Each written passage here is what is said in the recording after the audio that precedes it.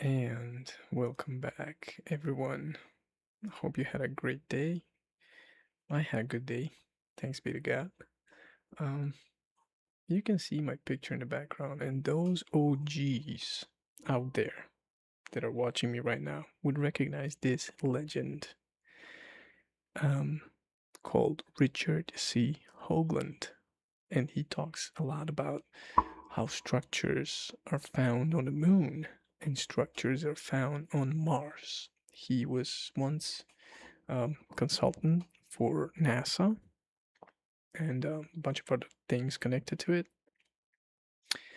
He is pretty controversial, at least he was.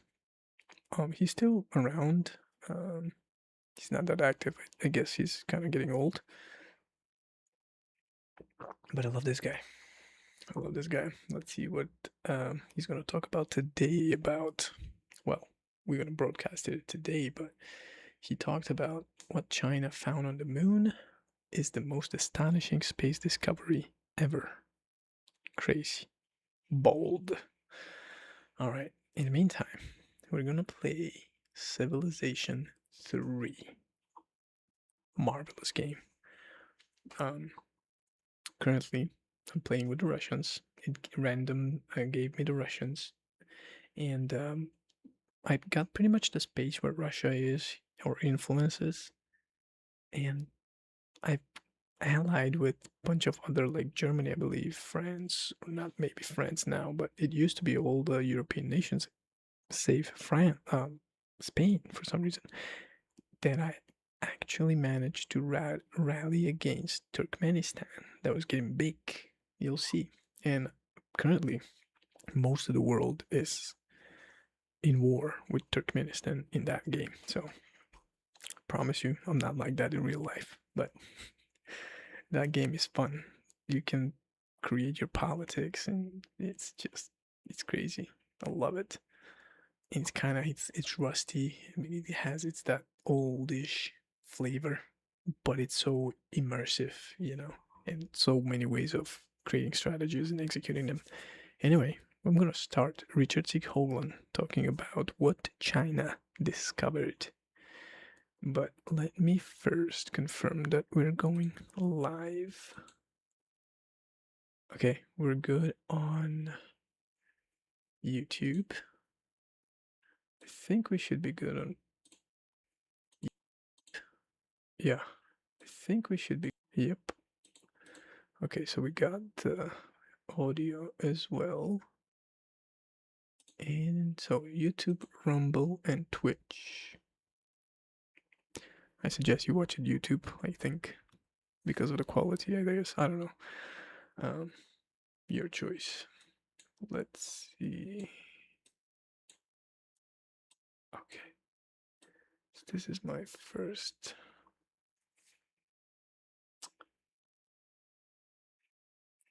Here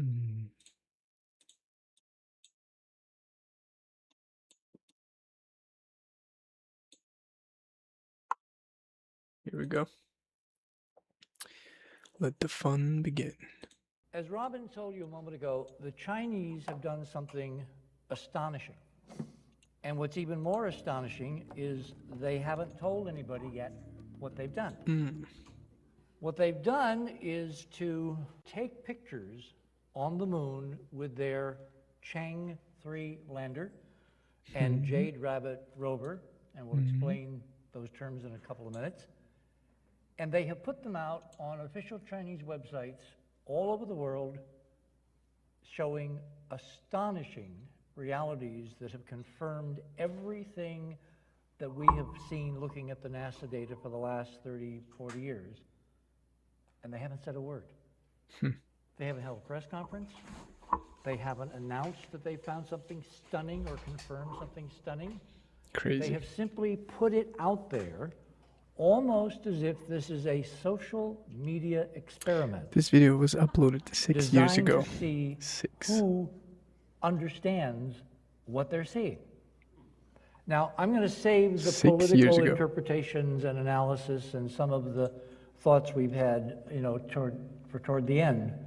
Because what I want to do is I want to get to the good stuff, which is to show you what they have photographed and telemetered back to Earth from these two little robots that they've landed for the first time in a place called Mare Imbrium. So with that as prologue, and we need to balance sound so we don't have too much, feedback. This is the Chinese unmanned lunar lander called Chang 3. Chang is the Chinese goddess of the moon, and we'll explain some of the mythology behind that momentarily. Sweet. This thing is about a third the size of the Apollo lunar module, I thought it but was without anything around it to judge scale, except maybe for this obligatory national insignia. You can't really tell how big it is, but it's big. It weighed 2,600 pounds. That included, I believe, the rover. And it was automatically landed by computer control for the first time by the Chinese on December 14th, 2013. Well, as Robin intimated again, I've been working almost around the clock for a long time to try to figure out what were they up to. What were the Chinese trying to do by putting out extraordinary data and not calling attention to it? I mean, that's very non-dogmatic and non-propagandistic and non-everything that we have come to expect from, the Chinese communists, which intimated to me that what we're dealing with is a power structure inside the Chinese government, which is not what you and I would recognize as modern Chinese political philosophy. This seems to have much more to do with a slow drip of information to get people sensitized to when the announcement is made. The social media in the 21st century of electronics, the internet, the web, Twitter, which in Chinese is called Weibo for some reason, all of these tools for getting information out to people uncensored have come into play in terms of what the Chinese have done. So let me begin by showing you a graphic here. This is Chang, an artist's conception, obviously. And this guy in the background is Jade Rabbit. When Chang was banished to the moon eons ago, and there's a long story that goes with that I won't get into because it won't take us to the data and we need to take a look at the data. She was banished with one living soul other than herself in the mythologies, and that was this very special bunny, this rabbit, who spends all his time concocting elixirs of immortality on the moon. Now, if you've been watching what we have been looking at for the last 20, 30 years, painstakingly trying to put together a mosaic of what is really out there in the solar system, apart from what we're told is in the solar system, which is not exactly what is really there. What's interesting is that the Chinese apparently are dipping deeply into their own mythology to craft this mission, both in terms of the names of the protagonists and in terms of some of the things that are going to be made possible by what the Chinese have now gone to the moon and confirmed. This is the Chinese goddess's moon palace. In fact, I saw a news squib a couple of days ago from the official Chinese news agency. The Chinese are planning, ultimately, a human mission, actually a human expedition culminating in a lunar base, a lunar colony, and they're calling it Moon Palace 1. They're going to call it that. They haven't, done any of this yet, but they published some interesting plans based on what you can see of the data coming back from this mission, which is taking wild excursions, I can see. So I would all call your attention to this screen. Back up. Okay, there we are. All right. This is Jade Rabbit.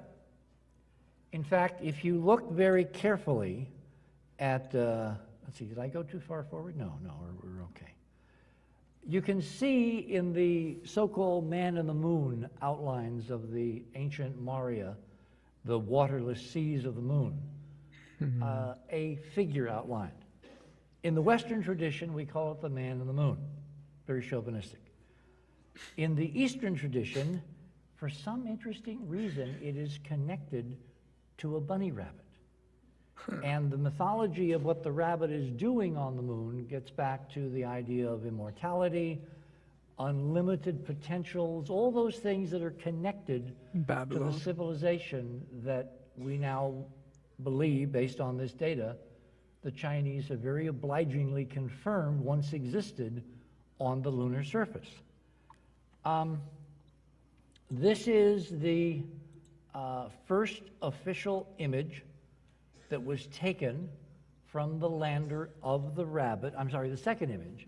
And this, in fact, is Jade Rabbit moving south from the landed position of Chang 3.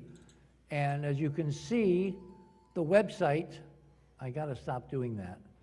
The website which allows us to see this is from the People's Liberation Army.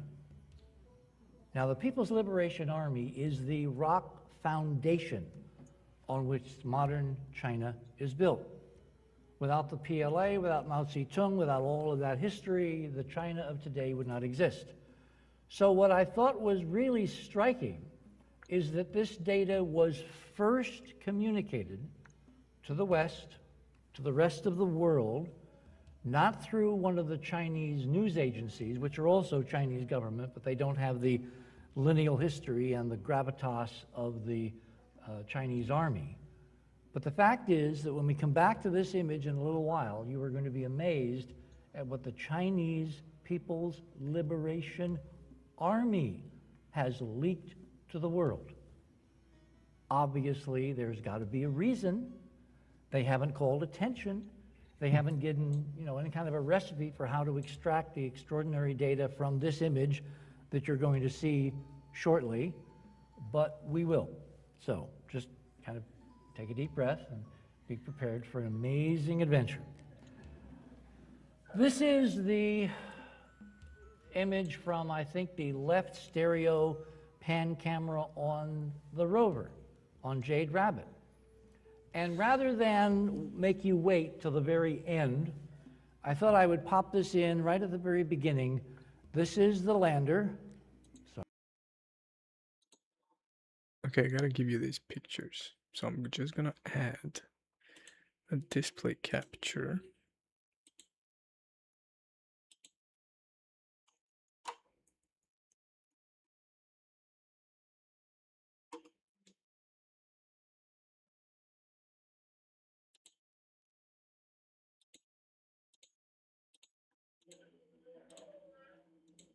Okay.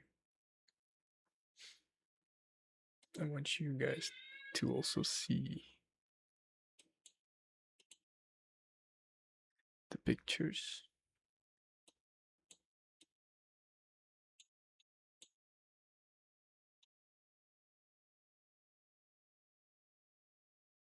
While I play Civilization. God bless.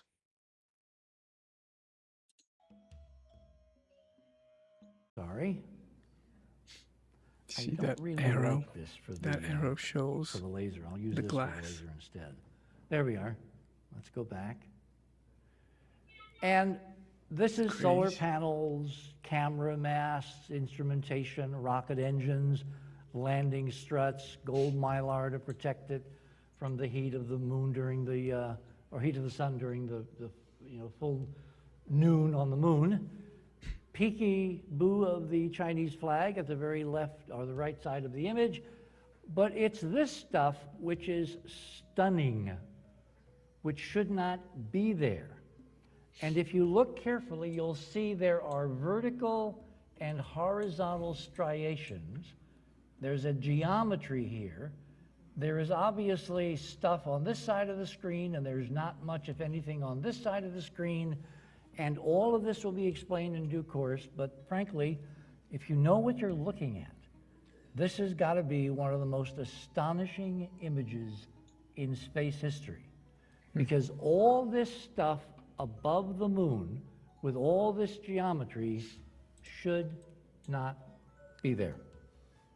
And it certainly should not have been revealed to the world casually by the Chinese government media putting it out in every possible web connection and television show that they could reach during the previous, 3 or 4 months.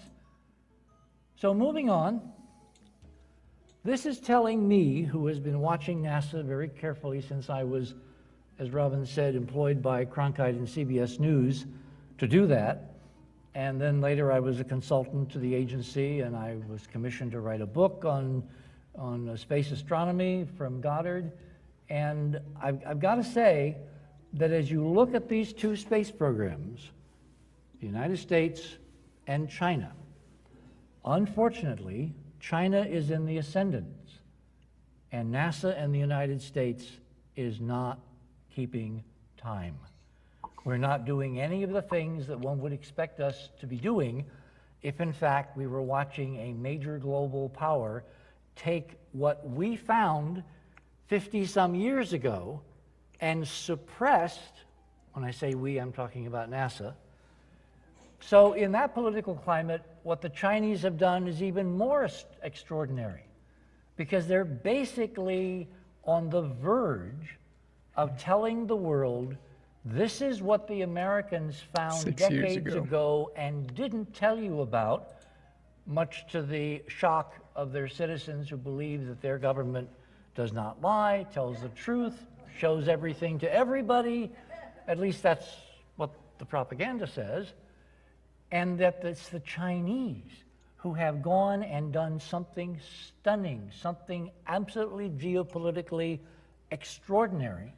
And we are watching the opening of this intricate four-dimensional chess game, the conclusion of which tonight I cannot tell you. I don't know where this is going to lead. I do know that the Obama administration has put in place certain technological tools to allow us to go and join the Chinese as full partners in prosecuting what this means for civilization. But again, I'm going to save the political stuff and some of the analysis for the very end, because I do want to get to show you the data. So we have Chang and Jade Rabbit on the moon, landing here on December 14th in a place where no human expeditions, either unmanned or manned, have landed for the last 50 years. A completely unknown new part of the moon to explore. These dark areas here and here and here are what we call the Maria, which were named after seas back when Galileo and his descendants used telescopes to look at the moon, realized it was a world, it was a planet like the Earth, but it looked a little bit different, and that little bit difference ultimately resolved to the fact that these seas do not hold water. They are airless and dry, totally bone dry lava fields, which apparently have upwelled from the interior of the moon after some major lunar global cataclysm, which punctured the crust and allowed internal mantle lavas to upwell to the surface and spread out in these various basins that are now called Mare Tranquillitatis, Mare Imbrium, Oceanus Procellarum, et cetera, et cetera, et cetera. This is Jade Rabbit in the moon, outlined in those dark maria, with his mortar and pestle, busily making elixirs for immortality. Now, the intimate wedding of these ideas in the Chinese mythology behind Chang, and in fact their entire unmanned lunar program, tells me that we're looking at multiple levels of a plan which could ultimately wind up with the human race learning a lot more in very short order if we find ancient libraries and records and some kind of electronic documentation, the archive of an entire ancient, now lost civilization, and the connection of immortality repeatedly in the Far Eastern tradition with the moon tells me, not convincingly, but intriguingly, that that may be the pot of gold at the end of the rainbow. For instance, we all know that we live a brief, incredibly brief period of time on the planet, and then we go away. Is that foreordained? Is that in the DNA? Is that in the structure of life? Is that in the nature of human consciousness? Or is that merely an accident of entropy and or the tinkering and tampering with our genetic code by others, to where we are not allowed the lengthy and long lifespans that were normal when whoever lived here lived there? That's one of the things we're going to find out as we progress down this yellow brick road handed to us by the Chinese government. This is a profile of the actual landing by this amazing robot. They originally were going to go to a place called Sinus Iridum, and that translates from the Latin into the Bay of Rainbows in English. And then at the last minute, they did a kind of a bait and switch, and they landed hours early at a place where none of the experts and none of the pundits who were watching the Chinese space program thought they were going to land, which is the Sea of Rains, Mare Imbrium.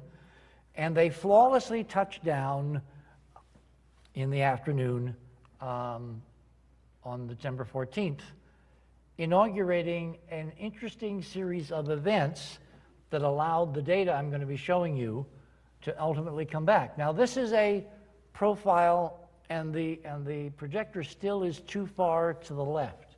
We've got to move that projector so that it's more over in the center of the screen, because we're missing data over here that can we see it over here? Yeah. Okay, good. Well, we can, that's easy to fix. You just, rotate the pod, Hal. A little more, a little more, a little more, a little more. Okay, just center it up. Great, thank you. These are the instruments that are carried by the lander, and these are the instruments carried by Jade Rabbit, the rover.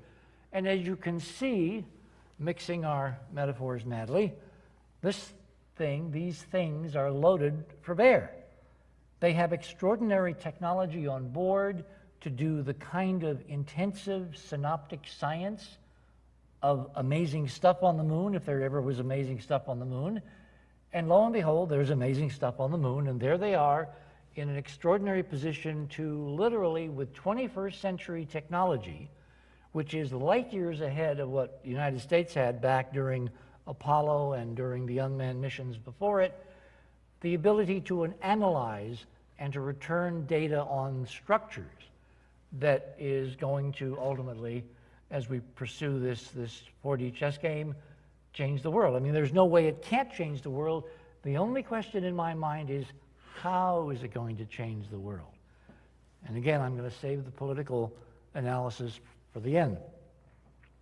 One of the first clues that I had that the Chinese were up to something really interesting was in this Chinese media website devoted to the lander, devoted to the landing, called Journey to the Moon. And in the bottom left-hand corner of the website display, there was this object. Anybody recognize what this object is? What kind of pyramid? A tetrahedron. Now, if anybody knows anything about our work, you know that a tetrahedron, as a geometric platonic solid, forms the foundation of our analysis and exploration of something called hyperdimensional torsion field physics. It is a kind of a solid construct frozen in time that is depicting in higher level waveform analysis the ebb and flow of energies in the ether, which is another term for the torsion field. And when I saw this on the Chinese website advertising the mission to the moon, I was frankly quite taken aback, because viewed from the mainstream, viewed from the Chinese papers that the Chinese have published in peer-reviewed scientific journals, both in their own country and in the rest of the world, viewed, given the presentations they make at major, scientific conferences around the world, there was nothing connecting this geometric form with the lunar mission. Nothing at all. So why were they doing it? Well, obviously, that was the question that I had to ask. Because in our work, the tetrahedron, as a frozen in time 3D geometric form that is actually capturing a moment in the ebb and flow of wave energies in the torsion field, in the ether, is the centerpiece of our investigation of this physics for the last 20 or 30 years. For instance, on Jupiter, this is Jupiter, by the way, there is a great red spot, which, by the way, has been shrinking, and that shrinkage is another indication that the physics that we've talked about is changing, and changing dramatically in a relatively brief period of time, and I'll get into that in a few minutes. But back when we started our work, we realized that if you were to incorporate inside Jupiter this geometric form, a tetrahedron, it predicted where the great red spot, a vortex which is mathematically related to the tetrahedron, should appear in the southern hemisphere in terms of an internal standing wave structure of energy vibrating in the fluids in the interior of Jupiter, which is liquid hydrogen at extraordinarily high and low temperatures simultaneously, depending upon how far down towards the core of Jupiter you go. Let's go. Ooh, so if you see a tetrahedron popping up anywhere, in my mind, that tetrahedron is kind of like a code key. It's kind of like a little acknowledgement of the physics. And again, to see it connected to this lunar mission really made no sense. I mean, here is the great red spot.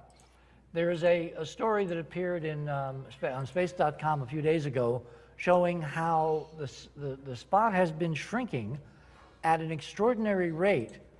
This is in 1995, this is in 2009, and this is in 2014, and you can see it's going, gone. I mean, a generation is 20 years. This is something which has persisted for the entire history of astronomy. From the time that telescopes were invented in the early 1600s, 1610, 1609, when Galileo looked at the planets, the spot has been visible. 400 years, this thing has been churning and rotating, creating all kinds of interesting wave turbulence in its wake in the Jovian atmosphere, which is incredibly dynamic with storms and various belts moving in various directions at different relative speeds. But the idea that this thing should be a vortex that was maintained by a hyperdimensional connection in the planetary physics, and that now it is shrinking at an extraordinary rate for an astronomical phenomenon. I mean, 400 years is nothing compared to billions and billions of years in the solar system, as Carl used to say.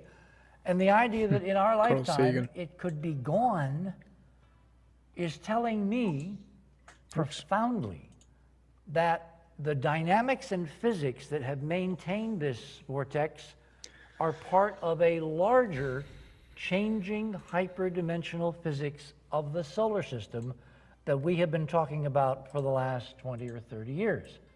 So this changing spot, this vortex, which is now a little bigger than the Earth, and it used to be like 3 times bigger than the Earth, it's an indicator, a leading indicator that the background, which everyone keeps assuming, when I say everyone, I'm talking about planetary scientists, is constant, is not. And that is really amazing information and confirmation of the alternative model, the HD torsion field model that we've been proposing now for, a generation. Well, there's more. If you look at the next planet out, Saturn, this is a Cassini image of Saturn, one of thousands, tens of thousands of stunning images of the Saturn system. What you see in this image is something which was first seen by the Voyager spacecraft back in the 1980s. Around the north pole of Saturn, there appears to be a perfect hexagon in the clouds. And when we saw this, which was in '89, is when the first images from Voyager were released by NASA. And it took them a little bit of technical talent and genius to arrange to see a view like this. This is Cassini, but the view they got from Voyager approximated this, because even though they flew by along the rings and the equator, they were able to take northern views and patch them together in the computer so you could get an overhead shot of what the hexagon looked like. So we now know that the hexagon has been a stable feature in this solar system at least since the 1980s. Now that tells me that the physics of the spot and the physics of the hexagon, while related underneath, are actually showing us different stages of the change of the physics. Because as far as we can tell, the hexagon has not changed at all, even though the great red spot is diminishing, shrinking, getting smaller, and will ultimately apparently go away.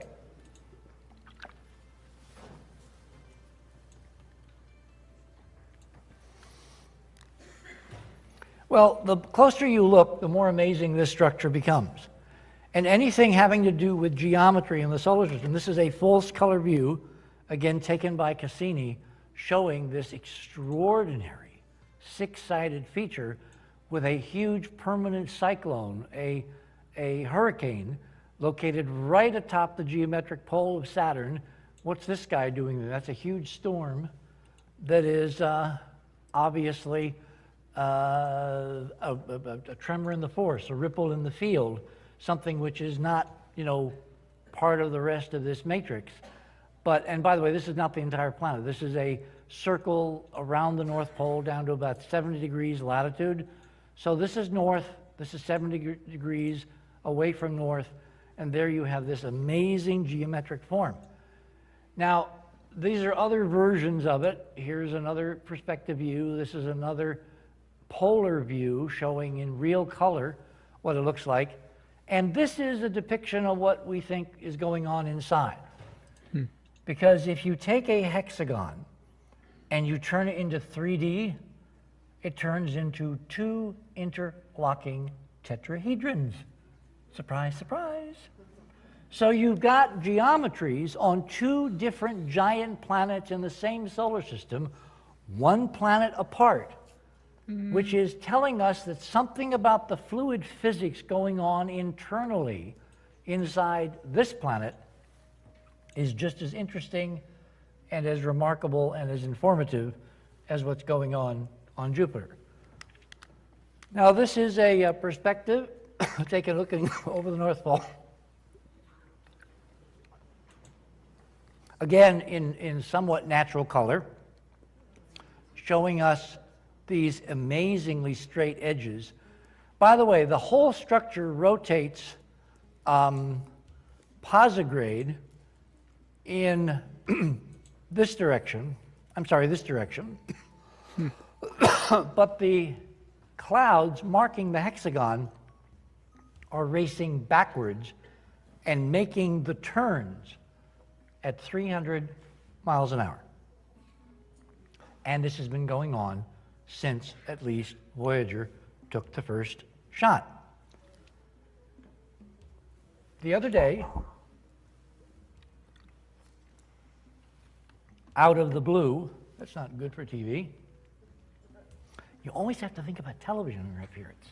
It's such a, Well, I left television 30 years ago, and look where I am, what I'm doing.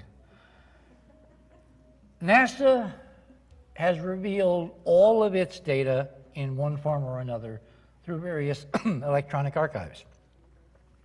And as computer technology like this laptop, courtesy of Bill Gates, has gotten better and better and better, and the apps and the algorithms have gotten more and more sophisticated, yet more transparent, so that people can just, use the technology without even knowing how a computer works, thank God.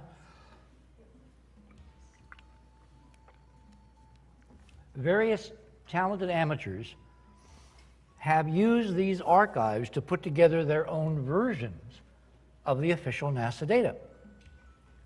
Now, the flyby of Neptune occurred in Voyager's mission in, I think it was August of 1989. And thousands of pictures came in and were stored. It's only now, with the rise of the web, the internet, social media, that amateurs can actually talk to each other. And because NASA has carefully posted all this stuff on their websites, they can download these images that are black and white originals. They can composite them. They can make color, because the images were taken through red, green, and blue filters, so the color would be available. And they can come up with their own rendition of the various historic flybys and encounters that NASA has given us over the last several decades. Well, this was done by one amateur astronomer in the last several days, and what he did was he focused on what you can see around the south pole of Neptune. As the spacecraft flew by, it flew in over the North Pole, curved down, and receded from the planet, and then looked back. So you're looking at a crescent Neptune with the sun way down here in the center of the solar system, several billion miles away. And this little crescent right here is Triton, the largest moon of Neptune. And yes, these things are rings.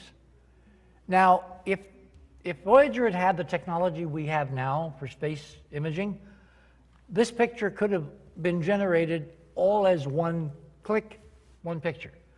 Instead, this amateur astronomer had to take the images from the rings, the images taken of Triton, the images taken of Neptune, and put them all together in a mosaic such as you would have seen if you were riding on the spacecraft, or if you actually had the technology on Voyager to take such an image instantaneously.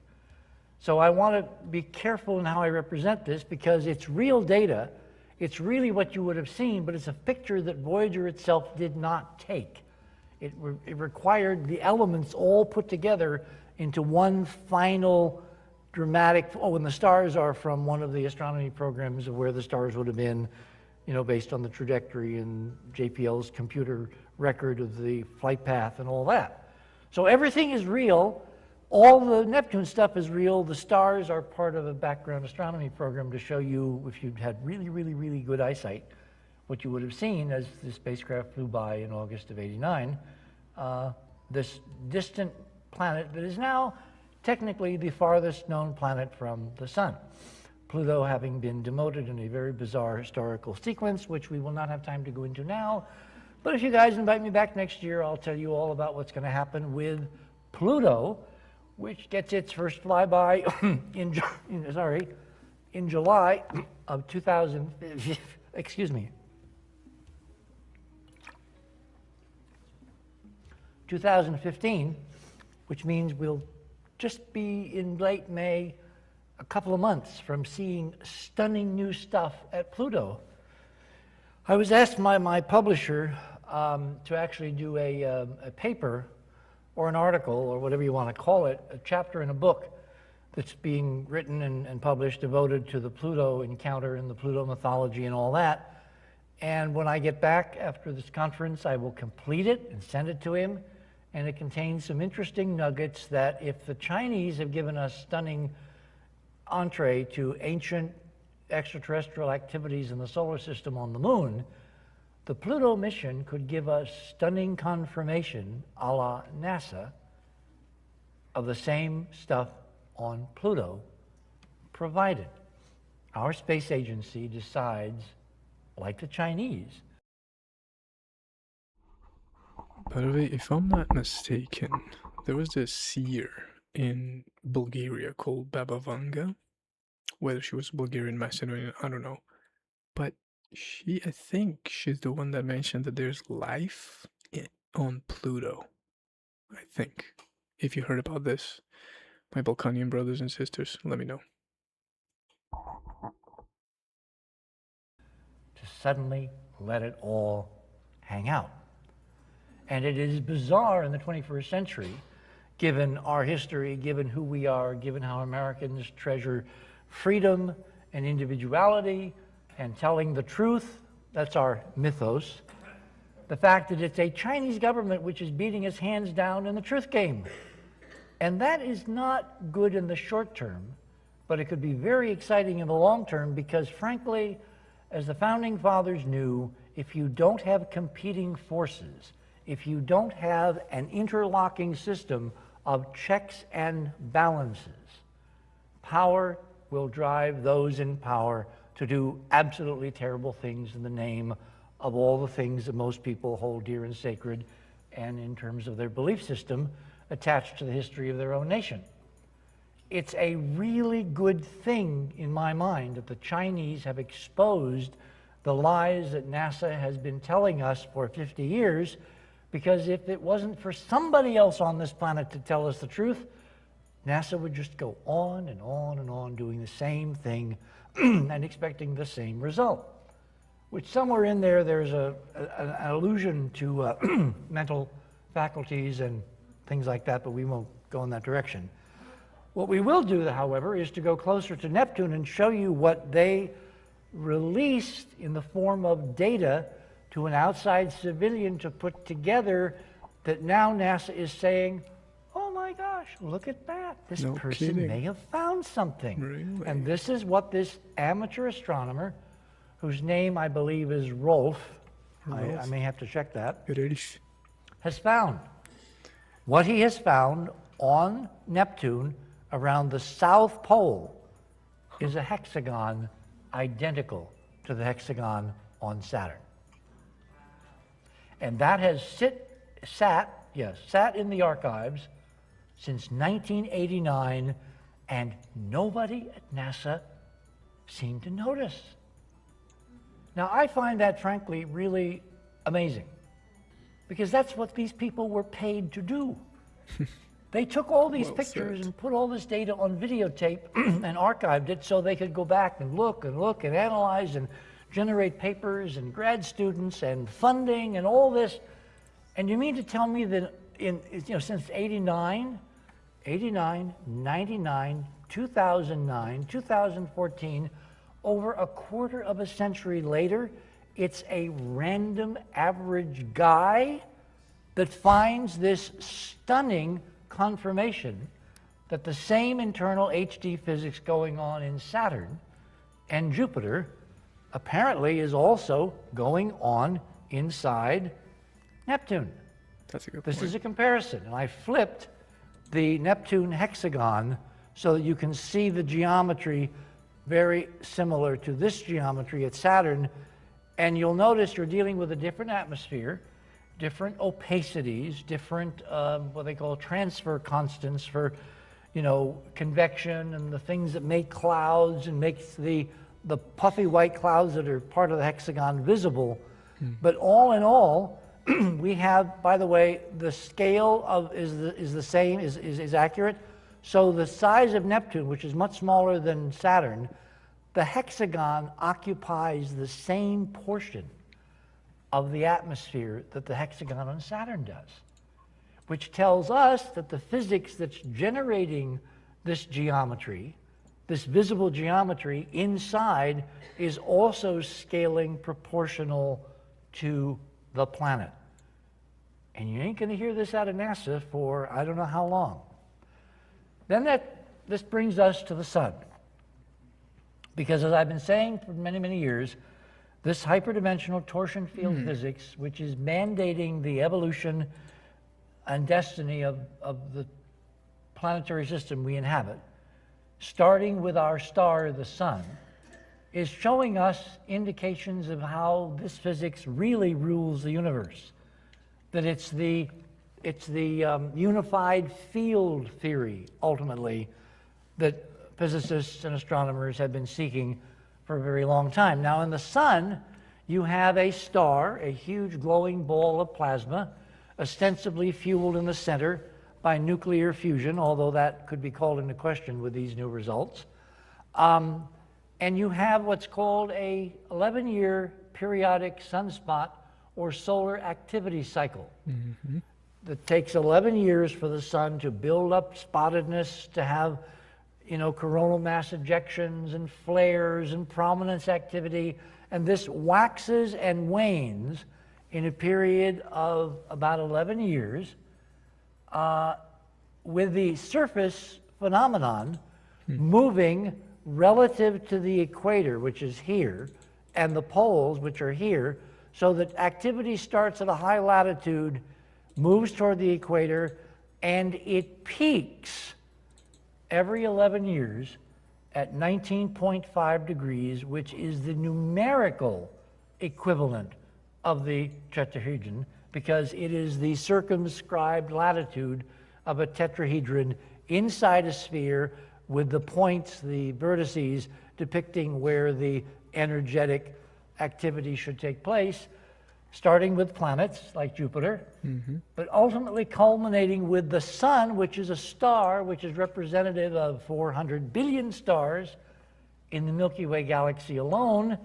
So if this physics is what's really driving everything out there, then our backyard is a microcosm of the macrocosm, and one can extrapolate what we see in nearby objects to objects that we can't see yet, or that we only infer from very limited telescopic or spacecraft data that will get better as the technology progresses and the years unfold. Well, this shows you that inside the sun there must be some kind of a dynamic standing wave phenomenon rooted in the mathematics of the tetrahedron, in the vorticular motions of the plasma in that geometry, and the peak latitude of the activity on the surface at the peak latitude of, at the peak time of the sunspot cycle is this canonical 19.5 degrees north and south. So you put all that together, and that's the background for this little nondescript figure sitting there on the Chinese website, a tetrahedron, which is shouting something enormous about the Chinese mission that they are not discussing in public. In other words, it looked to me as if what the Chinese were doing was tipping off those in the know, that there is this real physics with this at its base. And they were basically connecting what the objectives of this mission were going to find on the moon with the very physics oriented around the tetrahedron based on our own research. This is another diagram showing the location, originally intended location, of the Chang lander, which was supposed to be up in Sinus Iridium, which is this bay of rainbows, that little protuberance sticking out of Mare Imbrium, which is this basin here. In their polar orbit, as they orbited the moon on the afternoon of December 14th, they suddenly fired the rocket engines, they told this thing to land, and it landed here as opposed to here, and that landing site was stunningly confirmatory of everything I have just told you, because the landing site of Chang 3 on the moon is 19.51 degrees west and 44.12 degrees north. In other words, they built into their secret leak by landing at 19.5, yes, this mission is secretly looking at the hyperdimensional torsion field model. Interesting. Take that, you guys in the West. No, I'm very serious. This is high-level geopolitical 4D chess. So they And when I knew. get to the rest of the story, as Paul Harvey used to say, you're not going to believe what you're going to hear, but it's on the record. I can point you to sources. 6 This is years not ago. stuff we're making up. This is stuff least. that anybody with a laptop can confirm.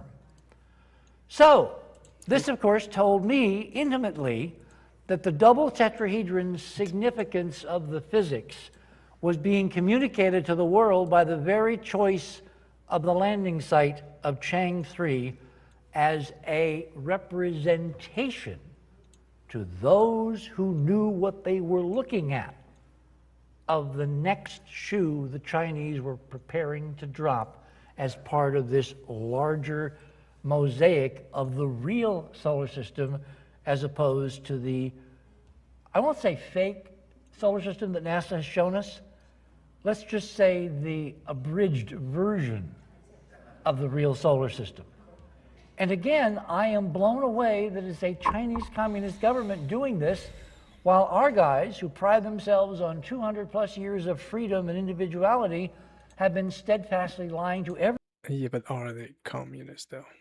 everybody for almost half a century. What is wrong with this picture? And is what's happening now going to correct it? I'll get into some other implications of the landing site shortly, but let's move on. So we've got a landing at 19.5. I love saying that. It's just such an affirmation of what we've been trying to get people to pay attention to for decades. And it's nobody's that did this. This is the Chinese. This is the first images of both spacecraft taken by each other on the 15th of December, a few hours after the landing. This is the lander, Chang 3. This is Jade Rabbit, the little rover, solar panels, wheels, obligatory Chinese flag, parabolic dish antenna, the two cameras on top of the dish antenna, single camera on top of the lander, solar panels, legs, rockets, and lots of instrumentation in both at 19.5. I mean, that's really mind-boggling. Now, all my critics, and I have legions of them, they have been saying for years that I'm just nuts about this, that I'm into numerology and that I'm, obviously hoaxing whatever data I present. I mean, the things they say about me are worse than the things that Donald Sterling said about other people. The fact of the matter is the Chinese rode to the rescue and landed their damn spacecraft at 19.5. So take that, you critics. How do you explain that? Remember, there are only 4 places on the moon where you can land at 19.5. You can land 19.5 east, or 19.5 west, or 19.5 north, or 19.5 south. Now, given that the moon has a surface area approaching something like all of the continents of Earth combined, something like 15 million square miles, what do you think the odds are that you would just randomly find yourself, oh my God, we landed at 19.5. Wow, how did that happen? So, it happened because someone wanted it to happen as part of a larger tale. And I'm not sure what that did. Oh, there we are, okay. This is now a view as Chang was descending. They did an amazing job in covering it live. And I wrote a paper, a very long paper, which Robin was alluding to earlier. It's a thing that took many, many months to put together, which is now on the Enterprise Mission website, enterprisemission.com. Just look for the Chinese paper on the Chang 3 landing. There's a banner on the front page, what the Chinese really discovered on the moon. You click on that, takes you to the paper, and you'll see that the Chinese have been very inconsistent in the things they have revealed. Like, you can't hide the landing site, right? It's kind of naked and out there. But what they did is they misdirected everybody by saying they were going to land here, and they landed here at 19.5. And they didn't announce it until they landed. So they didn't want anybody to know what they were really up to until they actually sprung the trap. The trap leading to what? That's the question. So you're now a few hundred feet above the landing site. There's a 60-foot crater to the north. The lander actually set down about here, as you're going to see. There's interesting features sticking up. This one we'll talk about in great length later. There's a bunch of rocks on the rim of this crater, which are pretty weird. This is part of the lander. This is part of the actual landing legs of the Chang 3 lander. So it's taking a stream of video, sending it back live. The Chinese, to their credit, posted it live. You actually saw these individual frames coming back to Earth live, which for a Chinese communist government was kind of interesting. They'd never done that before. Their space program is immersed behind layers and layers and layers of partial information, some truths. On this mission, they published more hard data about the technology of the robot, Rabbit, and the Chang lander than they have ever published about any of their space activities before.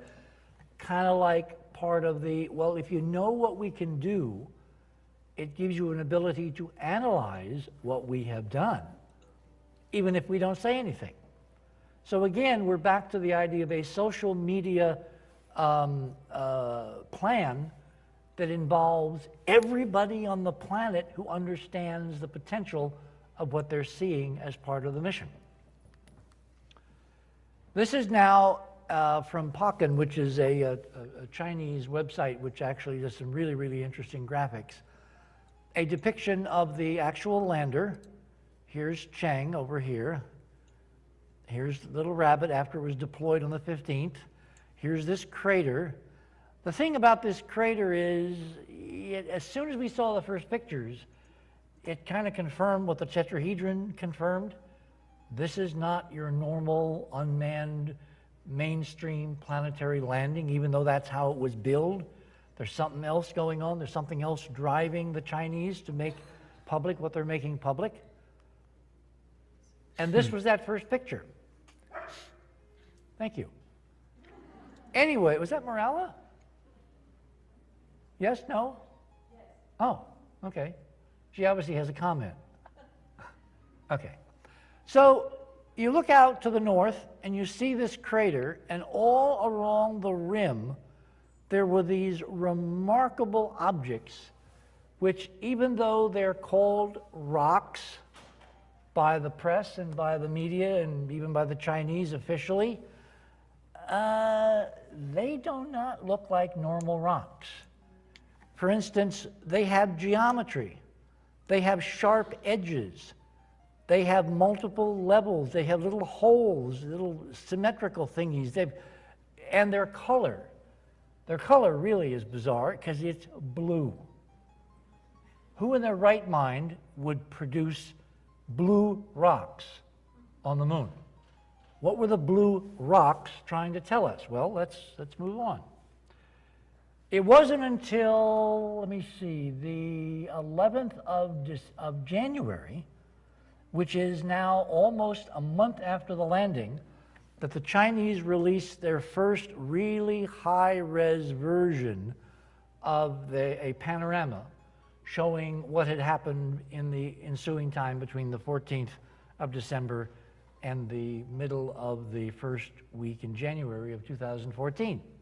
And you can see that there are various versions of the little robot moving further and further away as it was captured in various segments of this panorama. This is all the stuff in the foreground is Chang 3, the lander, and here's Jade Rabbit, leaving little marks. You see the little marks left in the soil? And there's the crater behind it. There's all those funny little rocks. Well, the closer we look, the more intrigued I became with the rocks initially, because they just did not seem like they should have appeared to a normal unmanned mission looking at natural geology. They had too much geometry and that peculiar blue color. Now, by the time the Chinese produced this panorama, they changed the color. Now, When I get a little further down the road in the story, I'm going to explain to you what appears to be contradictory behavior. But right here, this was put together by a guy named Ken Kramer, who's at universe.com, did a really good job. And it is a time-lapse color panorama because obviously there are two rovers. The rover was deployed, rolled up, turned around, obligatory picture of flag on the front of rover, then rover moved around to this position where they took more pictures, then it moved over here, then it moved over here, then it moved south. So this is basically a snapshot, a slice in time of the rover's activities in the first couple of weeks after the landing. There is more. If you look very carefully at this portion of the panorama, this is a crater, a very large crater, something like 450 meters across. If you don't understand meters, just to multiply by 3 because a meter is almost a yard. So 3 times 400. This is over 1,000 feet wide.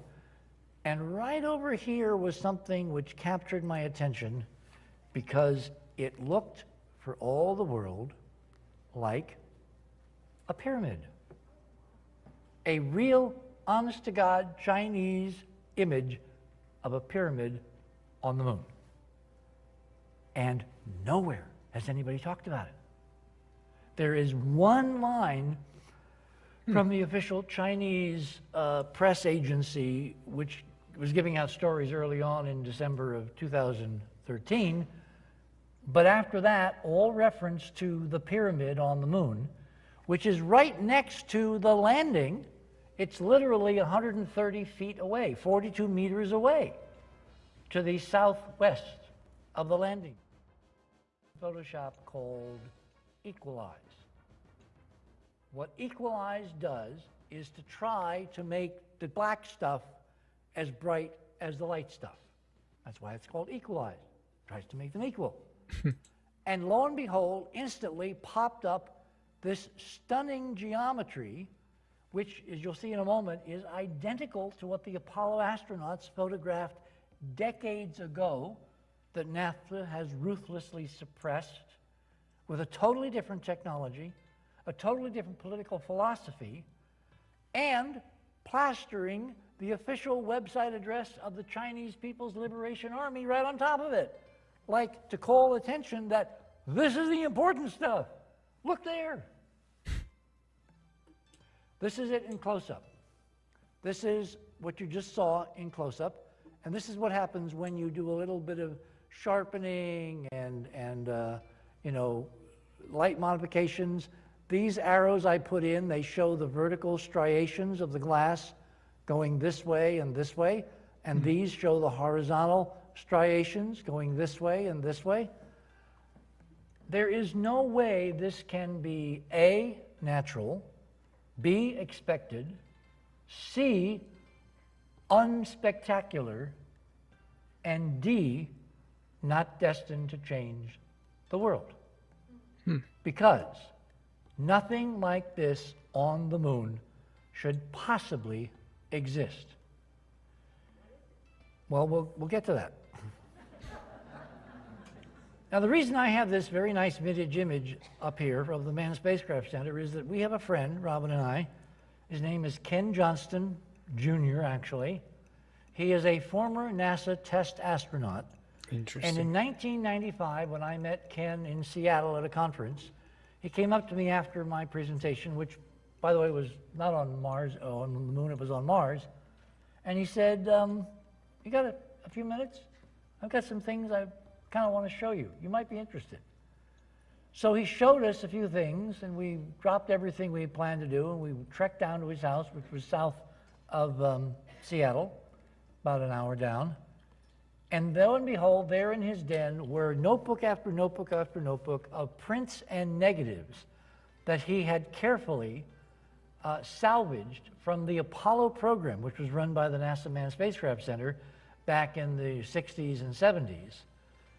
The program which sent human beings to the moon and returned them on this extraordinary vehicle, the Saturn V. Well, this guy, Ken Johnston, who was at a conference that we had a few years ago, I think this was at Joshua Tree.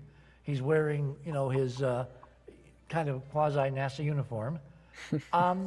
Ken Johnston had been ordered by his superiors at the Manned Spacecraft Center, specifically at the Lunar Receiving Lab, which was a facility NASA set up under the Act of Congress that was designed to bring together all of the data, meaning the films the astronauts took, the rock samples they brought back, the analyses of the various instruments, the ALSEPs and the seismic data, and the atmosphere sniffing, spectrometers and all that the astronauts had left behind in these operating scientific packages fueled by nuclear energy, ALSEP nuclear radioisotope thermoelectric generators provided the electricity. And Ken, at that time, back in 1971, I think he was a year younger than I was at CBS. So if I was 23, he was 22.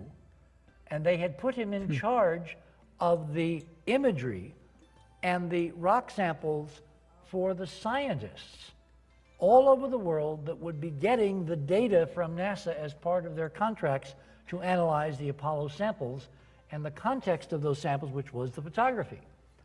Well, lo and behold, one day, his superior came into his office and told Ken, without telling him any reason, to destroy, not to give, not to loan, not to provide to a university or a school or a network or anybody, but to destroy all the copies of the Apollo films under his curatorial archive, except for one.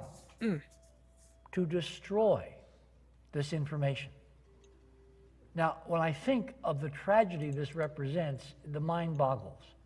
It simply boggles. And we spent $20 billion in 1969 to send human beings to the moon.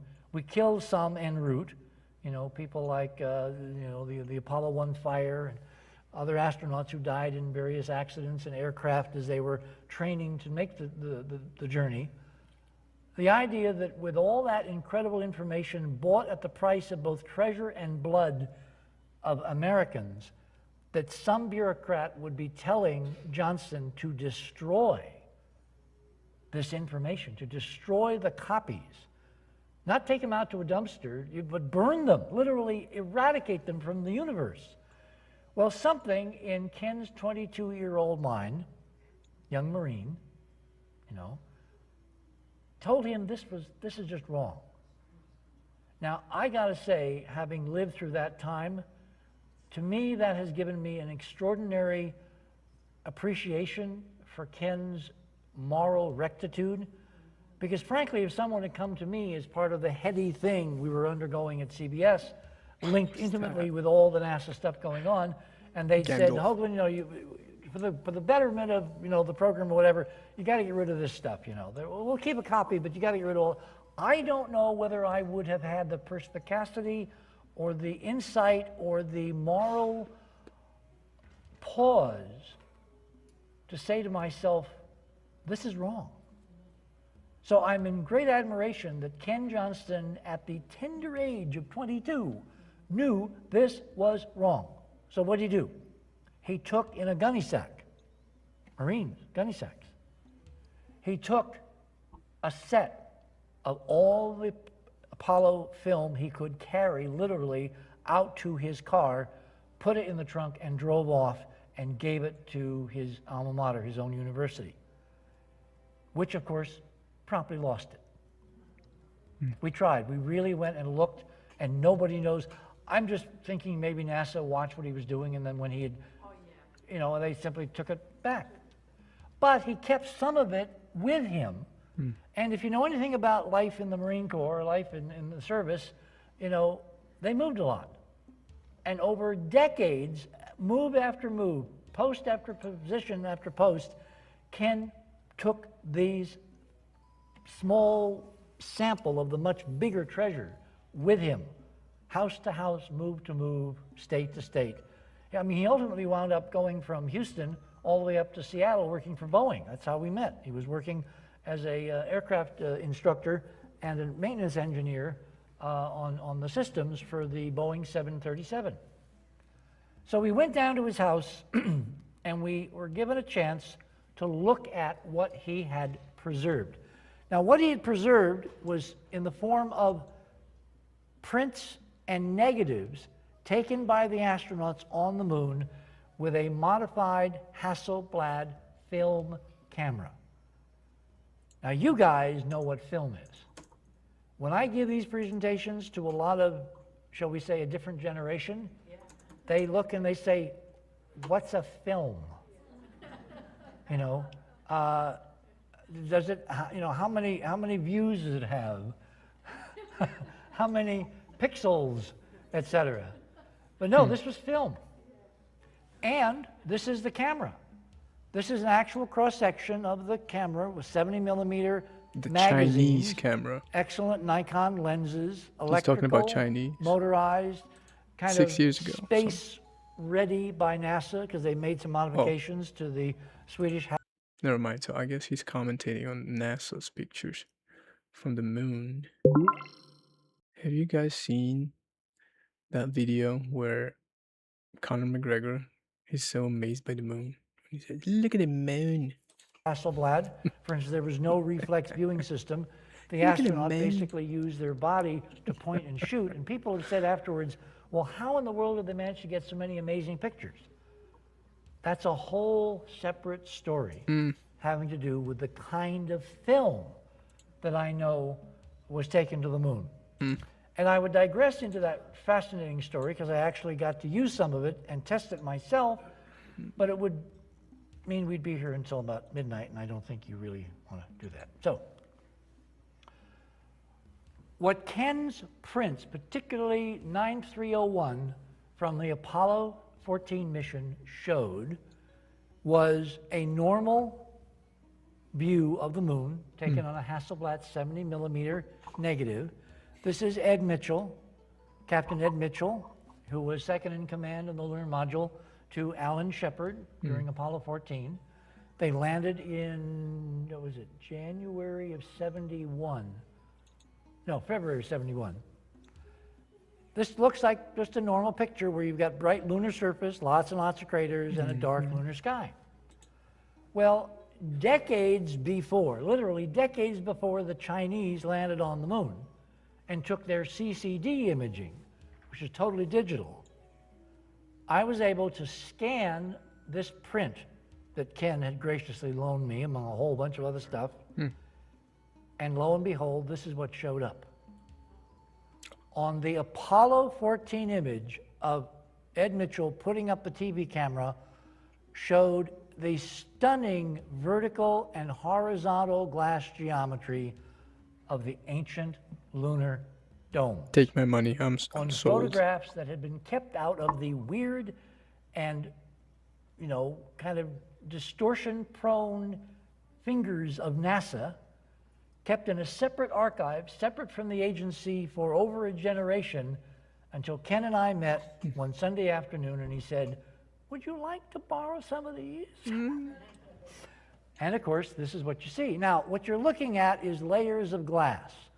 The more you look at this image, the more you can see details, refractions, you can see buttressing. I mean, I don't have time to show you everything that's here because, again, it would take much too long. What's crucial to remember is that if you compare them side by side, there's a vague hint on the original of some kind of light in the sky. Now, it's not sunlight. It's not light scattering a lens. Why? Because look at the shadow in this crater. Look at Mitchell's shadow. The sun is way over here. It's nowhere near the lens. So what is causing all this stunning, beautiful geometry? Well, when you compare the lunar landscape as photographed by Chang 3, with what Ken photographed, or didn't photograph, but preserved from the Apollo archive decades ago, there is a one-to-one correlation across decades, across film, across CCDs, across politics. In other words, there is no possible explanation for what the Chinese have given us, the Chinese Army has given us, other than total confirmation of what Ken Johnson preserved against a direct order by NASA to destroy almost 50 years ago.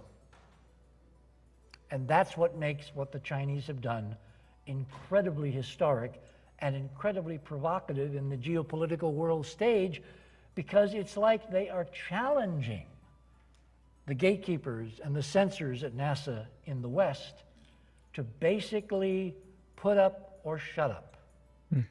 This is the beginning of something tremendous, a change of the phase state of politics on this planet because of independent confirmation that, yes, we are not alone. And that is ultimately going to change everything. Now, the rate at which it changes it is going to be, very debatable, and we can have fun arguing that at the end of this talk. These other images are separate photographs currently in the NASA archive in Washington, D.C., in digital form out of NASA headquarters, showing 9301, which is the same frame that Ken had preserved. This is what NASA's official version now looks like in the archive. There are hints that there's something there, but it's totally degraded. It's totally blurry. It's out of focus. It's gone through umpteen analog copying versions before they made a digital copy to scan and put on the web. Oh, and this version over here is another frame. And if I can look carefully, this is, actually I can't see it. Hang on, let me go see. 9270 is that frame number. That is a frame taken on the opposite side of the LEM looking north by Alan Shepard at the same stuff. So these two pictures, this one and this one, are separate, but they show the same configuration in 3 separate versions currently available, 2 of them on NASA's websites. This incredible high-resolution, pristine, astonishingly detailed photograph is all that is left so far of what NASA actually recorded during the Apollo 14 mission, because all the rest of the photographs, per his supervisor, were destroyed. Is this any way to treat the American taxpayer? Now, having this data in hand, we fast forward the film. I love saying that because it actually is true. And we go and look at the other Apollo missions that have now been posted on the NASA servers in electronic digital form, obviously scanned from negatives and or prints of the original Apollo photography. And you can see that there is geometry in the sky and gridding on Apollo 15. There's gridding and geometry on Apollo 16 and on Apollo 17. It's particularly clear here. You can see the vertical and horizontal. And again, it matches the geometry that we're seeing on the Chinese data to an exquisite degree. Now, the critics, this is another version of the Chinese image that was produced by a British friend of mine, a colleague who I've known for a couple of decades. He runs a website. He did an analysis of the data going onto the Chinese Army website, downloading the original, using his own algorithms, his own techniques, and this is what he came up with, which again is an eerie analog to Ken's image, the Apollo 15, 16, and 17 data on what's in the sky, the grid work. We're looking at geometric structures made of glass, part of a huge dome over this portion of the moon, and this portion, and this portion, and this portion, which allowed air to be kept inside, heat and light, life support, environmental. In other words, you're looking at the ability of whoever was living on the moon to live in a natural environment underneath an incredibly complex glass dome that kept the air in and the vacuum out. And the scale and the scope and the number of square miles this stuff covers on the lunar surface is absolutely mind-boggling. It is obvious this was not done by a culture with our technical competence, or the Chinese, or the Russians, or anybody on Earth now. That was close. This appears to be the work of a civilization, an ancient high-tech civilization that can best be discussed or analyzed or compared to the supremely sophisticated civilizations that people like the Russian astrophysicist Kardashev described, or Michio Kaku has adopted and talked about at great length, a Type 2 solar system-wide high-tech civilization that literally can remake the surface of entire planets to make them suitable for habitation by, for instance, putting a dome over this region of Mare Imbrium, the remnants now showing the same identical horizontal and vertical glass structures that we're seeing in these archived Apollo images that are available on the NASA website. All you got to do is download those images and apply, imaging algorithms, and you will pop up the background and it shows you the same geometry. Again, none of this should be there. We have seen time and time again that images taken by the American space program show on the moon a pitch black sky and a dead gray landscape. It looks like those images may have been tinkered with just a bit, just a tad. And now, for some reason, the Chinese have landed 2 spacecraft. This is the rover, this is the little Jade Rabbit rover, and with the cameras here and the cameras on the lander, they have completely blown the doors off of that kind of cover-up. This, by the way, is just a little graphic showing the difference between a film image and a digital image, in which case the light comes through the lens, impacts a sensor called a CCD chip, produces lights and darks in a grid array, and so you have ultimately pictures taken by a totally different technical process as part of a chain of totally different technical processes, but they're both showing us the same thing that was seen on the Apollo prints that Ken had preserved decades ago. This is why I went on Coast and I said to George, this is a big, well, I didn't quite do a Biden on him, but I did say it was a big deal. Like now, Tim this is Alberino. Like what Tim Alberino would say. It's a big deal.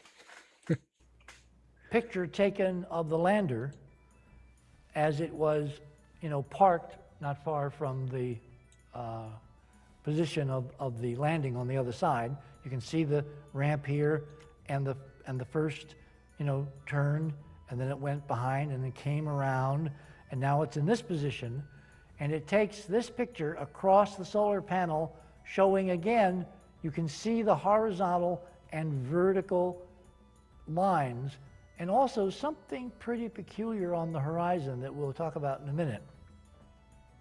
It is the independent confirmation at every stage that makes me so excited about this data, because there's no way you can really, unless you're just nuts and just warp politically and you have a thing about, oh, the Chinese commies have got to be up to something no good. They must have faked this. I actually had a very longtime friend of mine who I've done some very interesting things with in this arena send me an email and it was like 2 lines. He said something like, what the Chinese have done is to confirm that all the Apollo images were faked, and the Apollo program was done in a studio in Nevada. Now, think about that. This is a sober, serious, rational guy who has been with me on this trek. In fact, this individual was one of the first people, along with myself and a couple of others, that Ken took to his house to show those preserved Apollo images. Yes. Obviously, his statement was totally political, because the idea now that the Chinese have confirmed that their ancient structures on the moon made of glass with the same geometry as the astronauts photographed almost 50 years ago, I mean, this is not trivial. This does several huge things. For one thing, it completely validates the reality of the Apollo program itself. How could the Chinese take independent imagery of the same stuff that the astronauts took if Both were supposed to be nothing more than fakes created in a fake lunar landing scenario. Are the Chinese actually faking sending a robot to the moon? Don't you think at some point that if they did that, they would be found out? Because if we go or we take pictures from orbit of the spot of real estate where the lander and the rover are supposed to be, and there's nothing there, well, that would kind of show the Chinese were idiots. And since saving face in the Far East is everything, why would the Chinese run the risk? What would be the benefit of pretending that they had photographed ancient lunar ruins when all they had done is to stage this in a sound studio somewhere in the suburbs of Beijing? It just makes no sense. It boggles my mind that a rational person who has actually followed this research from almost the beginning could give me that as a bottom line. The Chinese basically faked their mission just like Apollo. That is the name of a river in Egypt, I believe. Now, what's interesting is that other critics, a little more sophisticated, have claimed that what we're seeing in the sky here is nothing but noise, electronic noise in the CCDs. Well, it takes about 10 seconds to demolish that argument.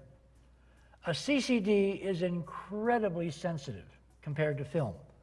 Film that the astronauts used on the moon, it had a sensitivity of about 10 to 1, meaning it could take a picture of two objects that were differing in brightness by a factor of 10 and have both properly exposed. If you look at other lights in those images on the film, if it was brighter or darker, it either would not record or it would be overexposed. Whereas a CCD has what's called an incredible linearity, meaning across a huge range of brightness, something like 100,000 to 1. The image is linearly correlated with the brightness of the object in the scene. The electron flow producing the pixels is mirroring to this extraordinary degree, the 100,000 to 1, the actual scene that it's photographing. So the noise floor, meaning the noise of the chip that would be basically just random, like snow speckles when you turn your TV to a channel that doesn't have any signal and you see that random noise. That noise, of course, is present in this image, but it is such a low level. It is so far below what you're seeing here that the people who are trying to desperately claim now that Hoagland is just, amplifying noise, they're not playing with all 52. For one thing, the noise would not come with regular geometry. That's the other problem. Now, my friend Bob, who is the colleague in England who did the independent processing of this image, of the previous image, the PLA image, he did something else that's interesting. He looked in this version, which was taken by the rabbit. And by the way, in this close-up, you can actually see something on the horizon here. Does that look like some kind of a geometric structure? Yeah, it looks like a building. Well, it shouldn't be there. It's part of the larger glass. We think it's a buttress, because if I had had the time, I would have put in side-by-side images showing the buttresses on the Apollo data compared to the buttress here, which is obviously partially destroyed. You got to look at a lot of these things to get something which is, still kind of visible. But what Robert did was he looked at the noise levels in the shadows. If you look down here at the bottom, you'll see there's a shadow of the lander. All right, there's no sun. Since overhead there's nothing but blank space, there should be nothing scattering light into the shadow. So where is the light coming from in the shadow, and why does it appear to fall off from left to right? There's no structure visible in the shadow over here. You begin to see some here. The more you go toward the outer envelope over here, the brighter the light in the shadow becomes. And this is really, really interesting and fascinating and much too technical for me to go into now, but we will go into it in part 2 of the paper on Enterprise as to why this is more confirmation that this is real. It's not noise, it's not electronic, background. It's real geometric stuff photographed by the lander and the rover. Well, what Robert did is he geometrically looked very carefully at what was happening with the light in the shadow under the lander compared to what was happening in the sky with the glass above the horizon. And he got a very nice lineation showing that the glass on this side is pretty much still there. The glass over here is not, and that's not vertical. That's a slanted line. You can see that's actually off the vertical by several degrees. He also found that if he applied the same algorithm and the same image simultaneously to what was going on in the shadow, he got a similar thing, but the sign was opposite. The angle bent in the opposite direction, like so, indicating that this was reflecting in the shadow here, giving you a double mirror reflection, which no noise would ever do. But a real set of glass structures photographed in the sky above the lunar horizon would in fact give you that. Now, why are we getting this bizarre reflection from the shadow? Why is the ground, the lunar soil, under the lander, not seeing any other sunlight because it's obviously in shadow and there's no atmosphere, so it should be pitch black? Why does it actually have a reflection of the dome? Because the Apollo astronauts, when they brought back the lunar samples, they reported, and you can find this in literature all over the world, just Google lunar dust or lunar fines or lunar regolith or lunar soil composition. Over half of the composition of the lunar soil is powdered, pulverized glass. So, no, this is a conventional screen where the light bounces in all directions because it's what's called a Lambert scatterer. Whereas if you got a Honeywell screen, which my grandfather was so proud of getting, if you sat where you guys are and you were with a projector behind you like this, you would get a really bright image because the little glass beads that were bonded to the screen in the paint actually reflected the light directly back to you. This is acting like a beaded screen, except all the lunar surface, having so much high content of pulverized glass, is acting in a fashion that produces a great surface for reflections of the structure of the dome overhead. And this shows both. This shows the analysis he did. This shows the results. So that alone, as I told him repeatedly in emails, I said, Bob, you have proved it's not noise. Noise would not be a mirror. Noise would not have mirror geometry. Noise would not have a complementary angle to that reflection between the edge of the dome here and the edge reflected under there. There's also this little guy. This to me is so interesting because we have another picture taken within a second or two of this one from the right-hand camera on the rover, and the right-hand camera on the rover doesn't show this at all. It's visible geometrically, it's past the panel, it should be here, actually it should be moved about over here, but it's not there. Now, if I have a camera and I've got one lens here and one lens here, that is a relatively tiny angle if this object is, let's say, several miles away on the horizon.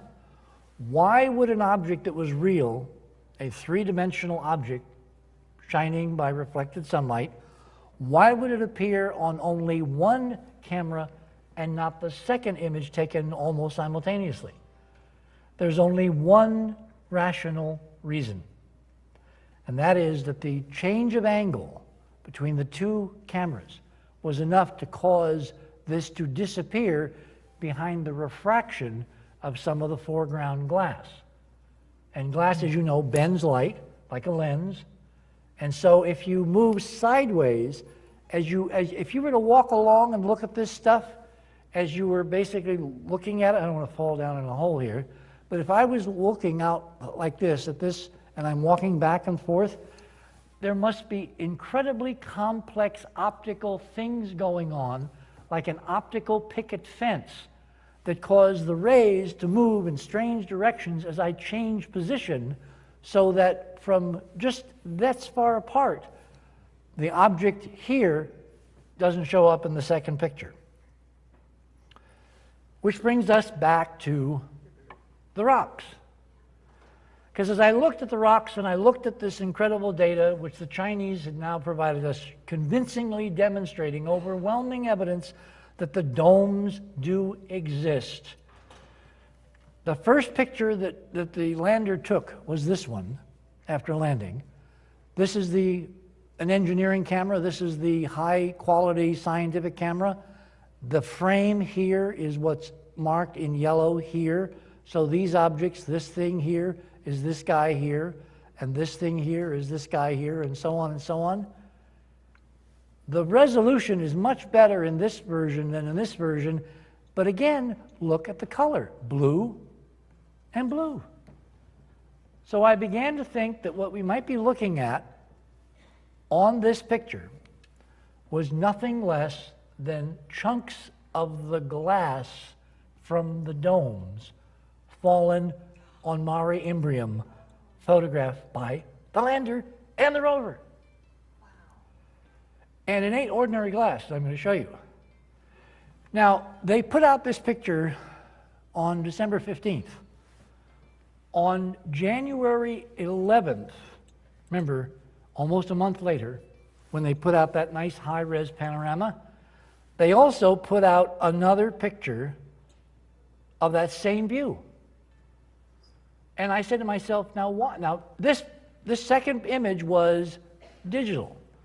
The first image was a projection off the screen. You can tell that by the light scattering in the sky above what should be a pitch black sky above a lunar horizon. Can't do anything with this image, which is why we couldn't. We had to wait. And lo and behold, whoever was leaking the data from inside the Chang mission put out a digital version on the 11th of January of this year, showing all of this wonderful stuff. And when I equalized it, bingo. And this is impossible. What you are looking at are the remains of glass Dome skyscrapers on the moon.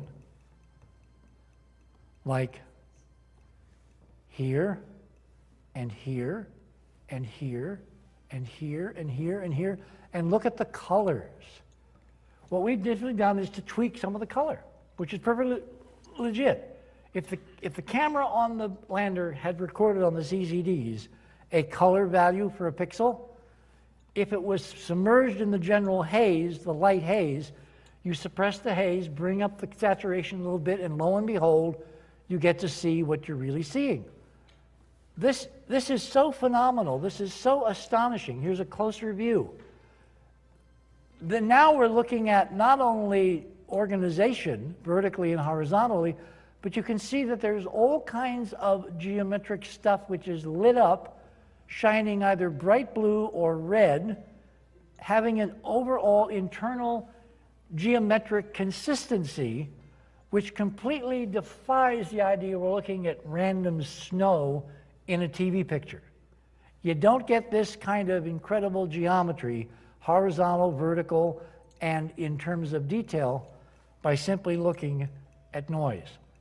And this now is a close-up of the, let me go back one. If you look at this little guy over here, if you do a little more image manipulation, meaning you suppress contrast, lights, darks, you change the gamma, the shape of the curves and all that, you can suppress the background, bring out the foreground data, and now you see there is a stunning regularity, not only in two dimensions, up, down, left, and right, but you're looking at a set of 3D objects. Come on, there you are. and look at what's hovering above the ground. The ground, of course, is totally overexposed because the brightness of this is very, very, very, very faint. But it's only about 200 times dimmer than the landscape. If it was electronic noise, it should be 100,000 times dimmer before you get to see the noise, the speckles in the background CCD. So the fact that it's so bright, even though visually, if you've been on the moon, you would barely see it in bright sunlight, which of course could explain why all the astronauts claim, including Mitchell, that he never saw anything. Now, is Mitchell telling us the truth, or has he been carefully instructed, as per his military papers and oaths and contracts he signed as part of the Apollo program? Is he basically instructed to tell us that he saw nothing when in fact he saw something remarkable? I cannot tell you yes or no on that. I do not know. I strongly suspect that he did see what's there and he cannot tell us, because all of the astronauts have had various problems in remembering the details of what they saw and what they experienced. Weird. And this is all recounted in great detail in Dark Mission, The Secret History of NASA. But this looks so astonishing in terms of organization. I mean, these things look like remnants of skyscrapers, but that doesn't explain it totally, because even if you're looking at a skyscraper made out of glass, which is reflecting sunlight, scattering sunlight, where would these brilliant visible colors and geometries come from? Well, that brings us back to the physics. Because if there were materials in these structures which somehow, upon activation by sunlight, were able to store and release energy continuously for millions of years without any external power supply, or if they're hooked to some kind of hyperdimensional torsion field energy source that allows them to be energized even as the structure is whittling itself away and away and away because of micrometeorite bombardment. This is a comparison between what we see on the moon and the skyline of Atlanta, Georgia. First time I visited Atlanta, what I was struck by is how they had lighted up all of the skyscrapers. Actually, they put lights on the edges so that it looks eerily like this, except this is on Earth, and this is on the moon, and this is from China, and this should not exist. Now, looking at the moon has a very long history. It starts with, your naked eyeball, evolves to the telescope, then moves to, Jade Rabbit, sitting there with its two little cameras, left and right, its flag, its solar panels, its little wheels. Remember how initially, well, maybe you don't remember, but I will remind you to remember, when the Chinese landed on the 14th of December, they were talking about a 3-month lifetime for the rabbit, and the ability of it to travel as many as 3 kilometers from the touchdown point. 3 kilometers is almost 2 miles. Is there any possible way that something with little tinker toy wheels like this could go 3 miles? No. And in fact, it was not a surprise to any of us that the rover suddenly was immobilized by some technical fault very close to the lander within 4 weeks of the landing. To me, that says that the Chinese had 2 missions for Chang. One which was in public, promulgated by the news agencies, by the press releases, by the Chinese Academy of Science, by all the various, normal mainstream codices of scientific publication. Come on. And then they had a Kill hidden this agenda. musketeer. They had a secret mission, which was to basically use this little guy to excavate or survey or analyze or probe that pyramid. We haven't forgotten about the pyramid, have we? And the glass structures that it sees on the distant horizon, and then compare those with whatever material was relatively close by through optical analysis. This is the 3-color system, red, green, blue, producing all colors including white. It also had the ability to photograph in black and white. And one of the interesting things I decided to do when I saw that previous image of the lunar skyscrapers, which A, should not be there, and B, why politically have they allowed us to see this? This is so incredibly over the top. This is so mind-boggling given the window into ancient solar system history that it now totally confirms. So what I did is I wanted to show you something about how astronomy has progressed. One of the ways that we look at images is we look at lights and darks. And this is a conventional astronomical photograph of M31. This is the closest galaxy to Earth, 2 million light years away, give or take. And this is an official analysis of various regions around it taken by terrestrial telescopes. This was the 4-meter telescope in southern Arizona, down by at a place called Kitt Peak, just outside Tucson. And I found this in the archive, and I wanted to show you that most of the time astronomers do not look at sky photographs like this. Why? Because there's something about the human eye-brain combination that allows detail to be much better seen if you're looking at dark on light. In other words, if I reverse this and I now have a negative, so I'm looking at the galaxy with all the bright stars as black, and space, you can actually see all kinds of subtle changes and star streams and density fluctuations and all that around what was previously a pretty normal image that doesn't allow you to see as much detail. What I decided to do was to take the same technique and apply it to the lunar skyscrapers. This is that image I showed you previously with the horizontal and vertical geometry. The lights, the colors, the various, this is normally as you would see it if you had supervision and could amplify the background about 200 times, so you see this stuff above the horizon. If we make it into a negative, this is what you get. Now you can clearly see where the structure ends and space, which is light on a negative, begins. And you can see that this vertical geometry has been eroded and abraded and shattered from the top down.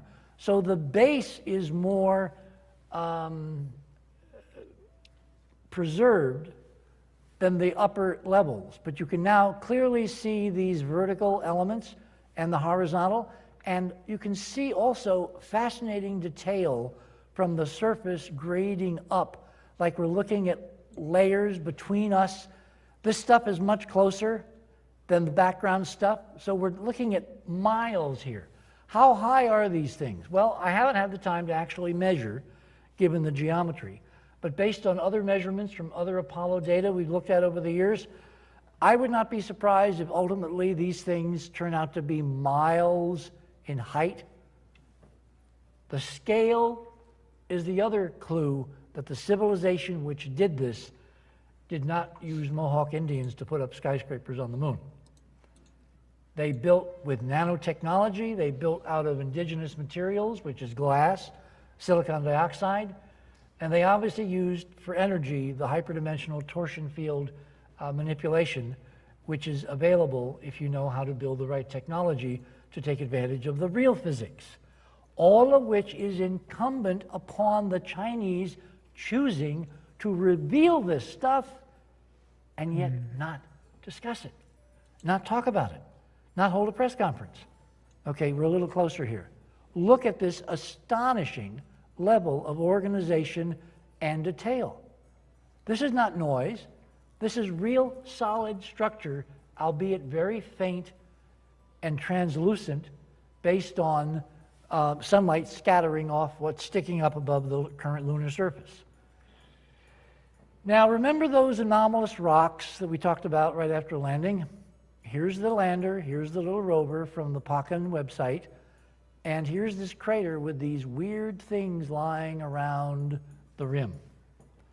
It doesn't take much imagination to realize that if these things are as anomalous geometrically and in color as they appear, and they're under this larger mega structure, which is in the process of falling apart, being bashed by meteors, and raining down on the surface over time, if you land underneath that structure and you happen to land next to a crater where the buried pieces have been tossed out again to lie just on the rim, you may see pieces of this ancient dome right in front of you, which you are then able to analyze.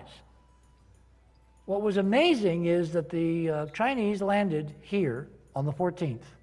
And as you can see, they've got various timelines on this graph, which is from China, showing where the lander was, the rover rather, from the 15th to the 19th. Here it is on the 20th. Here it is on the 21st. Here it is on the 22nd. Why did it spend from the 15th to the 19th right there? According to the Chinese official government news agency, they had to take a time out. They had to put her into hibernation because of the high heat of the lunar noon.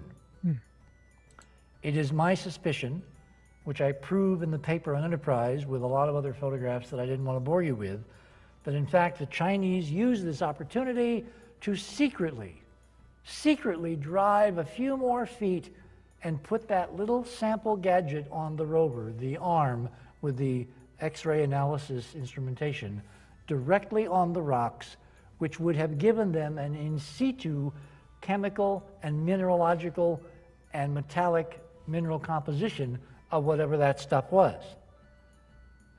Like this guy. Does this look like a rock to you? Anyway, my thesis is that this stuff is in fact parts and pieces of the ancient dome, which has fallen to the surface, been excavated by new meteorite impacts from underneath the regolith, so that it's available in a kind of a sharp, angular fashion, broken bits and pieces of the glass with multiple layers and levels of this amazing structure which is arcing overhead.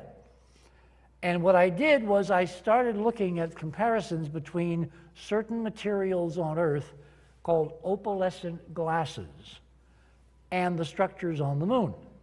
Notice that an opalescent glass will scatter blue light. If you look at it in transmitted light, the light coming through is orange or yellowish. And if you look at these objects, they look blue. Their shadows are rimmed by orange light, just like the opalescent glass, indicating to me that that's somehow part of their mineralogical structure. Such an artificial material, not a natural opal, of course, because opals cannot form under the moon under any circumstances because they require water to form, and there's no water on the moon. Interesting. So, is this a manufactured material specifically tailor-made to filter and transmit light from the sun to shield the inhabitants under the domes from ultraviolet, from sunburn, from too much heat, etc., etc.? And do they have these marvelous optical properties as a side effect of their primary engineering raison d'etre? That, at the moment, is where I am. And what's really cool is the Chinese have announced that they intend to go to the moon and in 2017 bring back chunks of this stuff to military laboratories in China for analysis and duplication. I mean, the technological implications of finding an ancient ET civilization like this and being able to bring the pieces home is absolutely phenomenal. The other part that is phenomenal about this story is that there is a subtext that appears to involve not just what they saw from the lander and the rover, but what they have been clandestinely measuring, which mirrors to an amazing degree what we at Enterprise have been measuring for the last 20 or so years, which is the torsion field changes of the background ether under various astronomical events and phenomena. This is our instrumentation, the detector, the crystal reference, the tuning fork, The tuning fork inside this little Accutron watch vibrates normally at 360 cycles per second, 360 hertz. What Robin and I have found as we wandered around the world making measurements on pyramids and during eclipses and other astronomical phenomenon is that that background rate of 360 is not constant. And this is an actual data graph from our measurements of a total, an annular solar eclipse on the planet, on Earth, in May of 2012.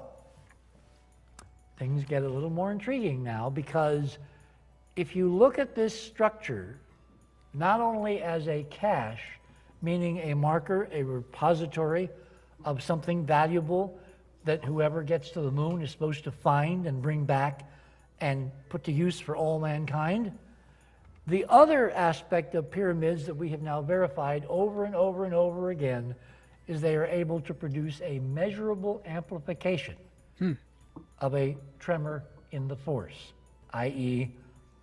a hyperdimensional vibration. This is now again Phil Stuckey's work. The planetary scientists have been doing the mapping for the Chinese lunar mission from Earth, from the United States. And this is what he found when he finally put all his data together as of a couple weeks ago. This is the final resting place of the little rabbit rover, which still wakes up every dawn and sends signals, but is no longer, the Chinese are telling us, able to rove around and go anywhere, including that long 3-kilometer trek they were talking about early on, because the wheel structure has had some kind of a short circuit, so it basically has no mobility, so it's stuck. Forevermore, it will be on the moon in this position, and there's the lander in its landed position. And the thing that struck me immediately was bing, bing, bing, there's the pyramid. What are the odds that the little rover rabbit would get stuck exactly between? I mean, exactly. Here's a close-up. All right?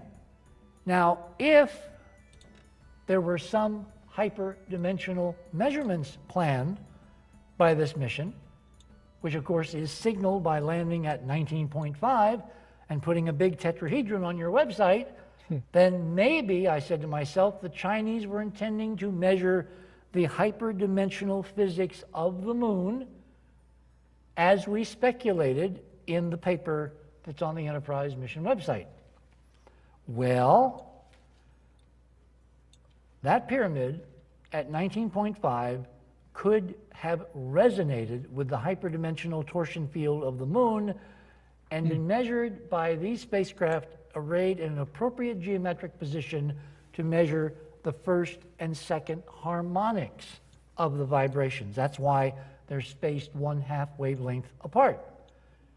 Well, lo and behold, on April 15th of this year, a total solar eclipse occurred on the moon at the Chang 3 landing site.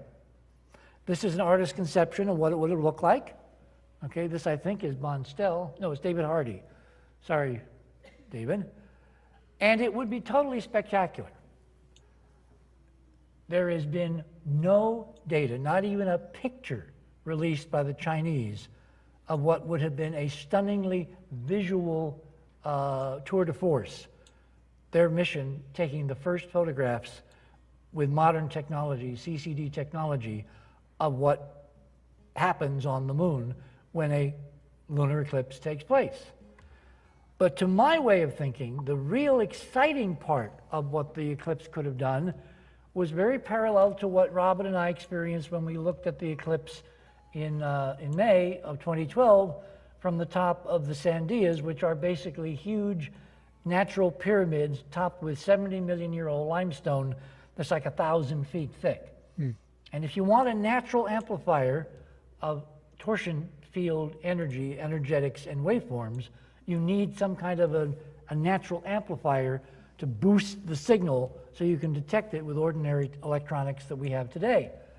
That turns out from our measurements to basically be one fundamental parameter that the pyramids on Earth do. They amplify the torsion field and we are able to measure those effects. Now, this is me on top of the mountain with Robin as we're looking at the eclipse.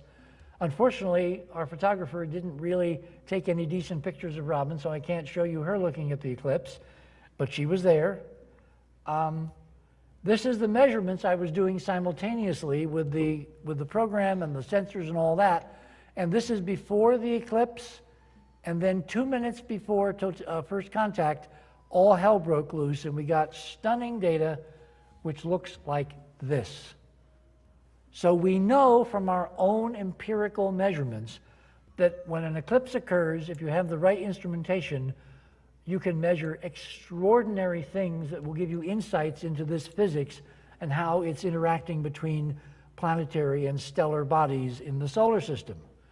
Well, on the 15th of April in 2014, the total eclipse of the sun from the moon, from this position, from the Chang lander site, occurred with the lander and the rover and the pyramid all in a straight line. And I'm now wondering if this early picture as they were coming around was basically a setup shot so they knew exactly where to position the rabbit, the rover, so that when the eclipse occurred, they would have put her in exactly the right spot to measure the double harmonics of the change of the field. Like here. Lander, rover, pyramid. Look at that. And the distance between this lander and the rover and the pyramid is such that you're looking at the second harmonic. Is this in fact what China did? And is this the reason why we've had no data from anything going on the moon, except for some very weird political ups and downs about is she alive or is she dead, which I'll be laying out in part 2. And is this all part of a cover-up by the official Chinese government to hide what the secret guys inside have been leaking in the way of bolstering what's really on the moon? And is this all part of some huge mega geopolitical maneuver by the Chinese to inveigle the West or to cajole the West or to threaten the West into doing something that in fact the West does not want to do? Interesting. The best way to pull off a blackmail is to let the people that you're intending to blackmail know that you have positioned your assets in a way that if they do not agree, you will make what they do not want to come public amazingly public. What the Chinese have done by putting out these stunning images all over the web is to pre-position imagery assets of what is really on the moon. A, proving an ancient lunar civilization. B, proving that Apollo did go to the moon, and Stanley Kubrick did not fake the Apollo landings in a studio somewhere in Arizona or Nevada. And is the Chinese gambit, if we can call it that, basically saying we have put these images out there and all we have to do is hold a press conference and call everybody's attention to what is on them, and everything changes. So if you don't want us to do that, then you have to accede to something we're discussing and negotiating and talking about in the back rooms. And isn't it interesting, in the last couple of months, we've had all kinds of very high-level representatives from the United States, including the President of the United States and the First Lady, going to China and the Far East and having fascinating meetings with the highest levels of the Chinese government, except the discussion points and the agenda and what they're talking about has never been made public. Are we on the verge of some major geopolitical breakthrough where our real history suddenly becomes known, and a lot of things that are going on the planet now take a totally different turn, given that we know we have never been alone and we're part of something extraordinarily bigger than we are, and we're only waiting for official confirmation of our real history to change the turn and tone and direction of history. That's why when Jim asked me to come and do this one this year, I told him I had something really cool. You've now seen it. You now understand what's at stake, I hope. And what I will leave you with is one word before we go to questions, which is, well, 2 words actually. Stay tuned. Thank you.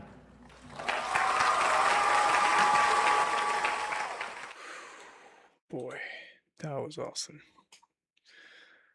That was just awesome. Also, that was an awesome gameplay. If you haven't noticed, I managed to squeeze in and beaten the Turkmenistan in Civilization 3, which means I captured their capital along with a couple of other cities, and their capital had this great wonder, Smith's Trading Company, that will enable me to not to pay for harbors and different type of improvements. Anyway, Richard Hoagland is he has a scientific mind for sure, and so I don't know what's the update on him. I know he's getting old, but I really like how he's presenting stuff. So hope you liked it. See you next time. Stay relaxed.